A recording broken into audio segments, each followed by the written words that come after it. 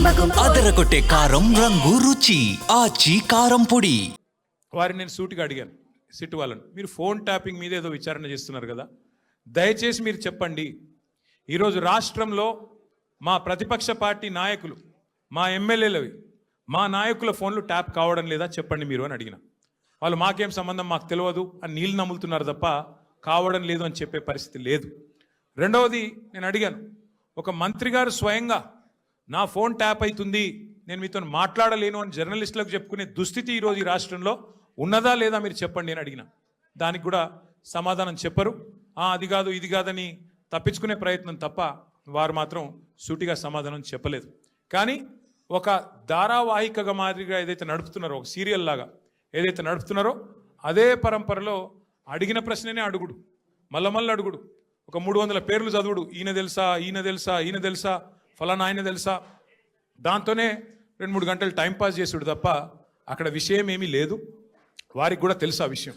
అందుకే నేను మళ్ళొక్కసారి ప్రజలకు, మా సోదరులకు, మా పార్టీ సోదరులకు, మా మీడియా మిత్రులకు కూడా విజ్ఞప్తి చేస్తున్నా, మేము ఒక పార్టీగా, బాధ్యత గల ప్రతిపక్ష పార్టీగా ఏ విచారణకు పిలిచినా మేము సహకరించడానికి సిద్ధంగా ఉన్నాం.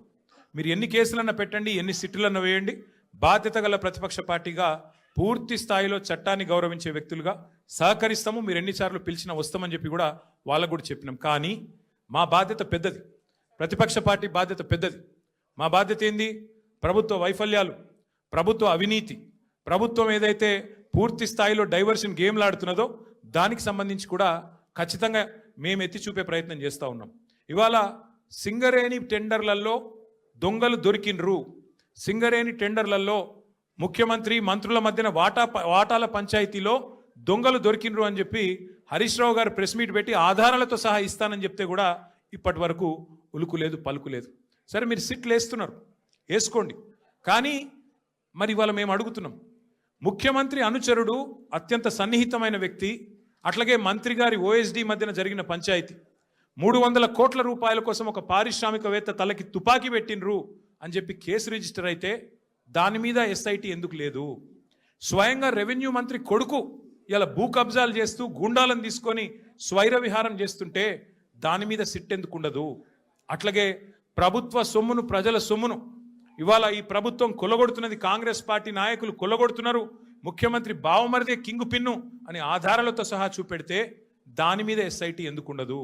అట్లాగే HILTP అని చెప్పి పారిశ్రామిక భూములను కొల్లగొట్టి 5 లక్షల కోట్ల హైదరాబాద్ ప్రజల ఆస్తిని కొల్లగొట్టే ప్రయత్నం చేస్తుంటే దాని మీద ఎస్ఐటి ఎందుకు ఉండదు? కేంద్ర ప్రభుత్వ పథకమైన అమృత్లో ముఖ్యమంత్రి గారి బావమరిదే కింగ్ పిన్నుగా ఇవాళ కేంద్ర ప్రభుత్వ పథకంలో కూడా మరి అర్హతలు లేకపోయినా టెండర్లు కట్టబెడుతున్నారని ఆధారాలు కేంద్ర ప్రభుత్వానికి ఇస్తే దాని మీద సిట్ ఉండదు. అట్లాగే ఇవాళ ఒక AICC సెక్రటరీ గారు డైరెక్ట్గా బెదిరించారు అని చెప్పి కాంట్రాక్ట్ సంస్థ పోయి 8 కోట్ల రూపాయలు అడుగుతున్నాడు, లేకపోతే పని చేయనిస్తలేడు అని లిఖితపూర్వకంగా కంప్లైంట్ ఇస్తే దాని మీద చర్య ఎందుకు ఉండదు? ఇవాళ న్యాయం, ధర్మం, కాకి బుక్కు అందరికి ఒకటే తీరు ఉండాలి కదా. మీరు ఎన్నిసార్లు పిలిచినా వస్తాం, మీరు ఎన్ని ప్రశ్నలు అడిగినా ఆన్సర్ చెప్తాం. బాధ్యత గల నాయకులుగా చట్టాన్ని గౌరవించే పద్ధతుల్లో ముందుకు పోతాం. ఇవాళ వాళ్ళు అడిగిన దానిలోనైతే ఏమీ లేదు, వాళ్ళ దగ్గర కేసు కూడా ఏం లేదు. ఏదో ఇష్టం వచ్చినట్టుగా ప్రశ్నలు అడిగిందే అడగడం, తిప్పి అడగడం, ఒక రకమైన హరాస్మెంట్ తప్ప ఏమి కూడా లేదు. వాళ్ళు చేయగలిగింది కూడా ఏమి లేదు. I appeal to all my friends in the media as well, please, for the last 2 years the government has been indulging in massive attention diversion. Today the inquiry, the investigation that is going on into phone tapping, I have reminded the gentlemen from special investigation team, I've asked them, there have been numerous stories in the last 2 years assassinating my character personally and also assassinating the character of our party leadership, saying, stating and speculating that certain actresses' phones were tapped and something illegal was done. I asked the SIT pointedly today, I said, whose phone was tapped? Why don't you give me the information? Which is this actor who has complained to you, or the information that you have, why don't you produce it? Then the ACP there says, no, we've already clarified, no such thing has happened. But enough damage has been done to me, to my party leadership, to my family, to all the constituents of my constituency. So I appeal to the media, please treat everything that the government throws at you, every leak that is given to you, with a pinch of salt. Please corroborate, please verify, please check the facts and only then publish. I also appeal to the media. For the last 2 years, this government's incompetence, their failures, their corruption is being exposed by BRS leadership day in, day out. Be it Amrut scam, where Chief Minister's brother-in-law was the kingpin, or be it coal scam in Singareni, where again the same gentleman is the kingpin. Let us focus on real issues.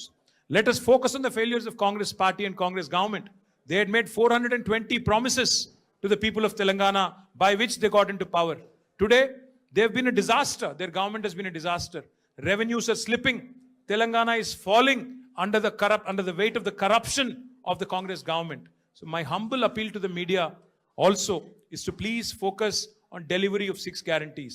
Please focus on the misery in this administration. Please focus on the corruption in this administration. Please focus on real people issues, not these fabricated stories and manufactured stories, cooked up stories, so to speak. So my humble request to all of you, మళ్ళొకసారి మీ అందరితో నా ప్రార్థన, దయచేసి రేపు మళ్ళీ రాస్తారు. మన హరీష్ రావు గారు పోయినప్పుడు ఎట్లయితే ఇది అది అది ఇది అని వడ్డించి కొత్త లీకులు రాస్తారో వాటిని విశ్వసించకండి. కావాల్సుకొని లేని ఉన్నట్టు ఉన్నాయి లేనట్టు ఏవేవో కథనాలు వడ్డించి రాస్తారు రేపు. దయచేసి అది కూడా సెలెక్టివ్గా రాస్తారు. కొన్ని మీడియా సంస్థలకే ఇస్తారు. ఎవరికి ఇవ్వాలో వాళ్ళకే ఇస్తారు, వాళ్ళ అస్మదీయులకే ఇస్తారు. కాబట్టి జాగ్రత్తగా దయచేసి మన వాళ్ళు కూడా ఎవరైనా సరే వీళ్ళు రాసే కథనాలు, వీళ్ళు పెట్టే స్టోరీలు, ఈ cooked up stories, cock and bull stories నమ్మవద్దు. మనం చట్టాన్ని గౌరవించే పౌరులుగా ఎన్ని కేసులు పెట్టినా ఎదుర్కొందాం. కానీ ఈ ప్రభుత్వాన్ని, వారి వైఫల్యాలని ప్రజాక్షేత్రంలోనే చీల్చి చెండాడదామని చెప్పి మళ్ళొకసారి విజ్ఞప్తి చేస్తూ ఈరోజు సంఘీభావం తెలిపిన ప్రతి ఒక్కరికి ధన్యవాదాలు.